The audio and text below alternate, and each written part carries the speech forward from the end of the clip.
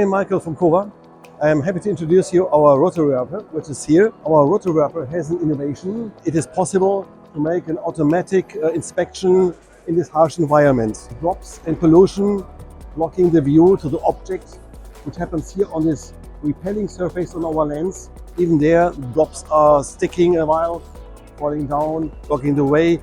There's no automatic inspection possible. On the other side, you can see the view is almost clear every time. The spray is repelled by rotating surface of the sapphire glass, and also a shield of wind is repelling incoming pollution and water drops.